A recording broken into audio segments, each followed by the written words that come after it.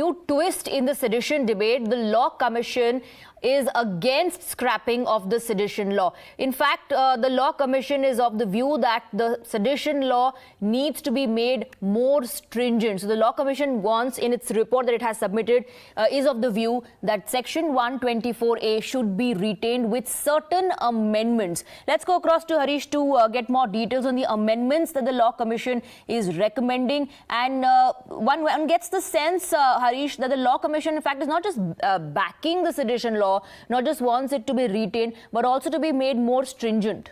Yes, good morning, Swati. That's very right. The Law Commission is not just merely backing the sedition law. It wants the law be made more stringent. That is, it says that the minimum punishment, which is at present 3 years, should be increased to 7 years, and the maximum punishment as it is life imprisonment. And all this is coming at a time, Swati, when the debate on whether the sedition law should be scrapped at all is raging in the country. And very importantly, Supreme Court had asked the centre to review the sedition law, and had very significantly last year May put on hold the sedition law, the operation of the sedition law. Now this Law Commission in its report says sedition offence should be retained with certain amendments. The Law Commission, as you rightly said, proposes that minimum punishment for sedition offence be in fact increased. Wants minimum punishment be increased from existing 3 years to 7 years to protect unity, integrity of the country, and also very importantly says to curb radicalization, especially through the social media, which is rampant. It says sedition being a colonial legacy is not a valid ground for its repeal. This comment is very important, as Supreme Court had asked the centre how long it proposed to keep the archaic colonial law, which the Britishers used to suppress freedom movement in the statute book. So Law Commission now says it had received a reference from the Home Ministry in 2016 for a study of the sedition law and suggests amendments, and that is why it has filed a report. All right, Harish, stay on with us. In fact, we have accessed the Law Commission report, and I believe my colleague Shivya is joining us with more details on the report. Shivya, over to you.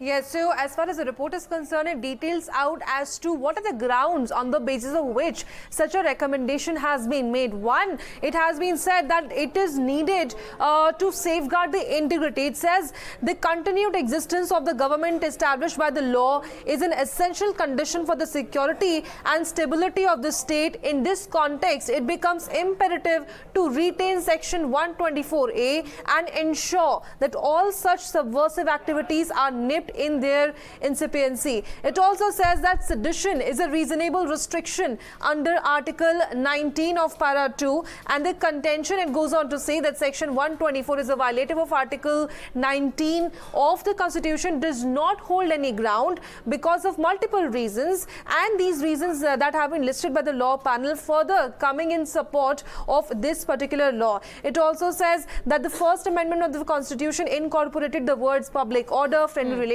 with foreign states, and perhaps, as Harish also mentioned, other reasons that have been listed by the panel is that existence of counter-terror legislations does not obviate the need for Section 124A. On the other hand, this makes it more important why it should be retained, and sedition being a colonial legacy is not a valid ground for its repeal. As we know, Swati, this is the ground on the basis of which many such contentions have been raised by many of the parties as far as sedition law is concerned.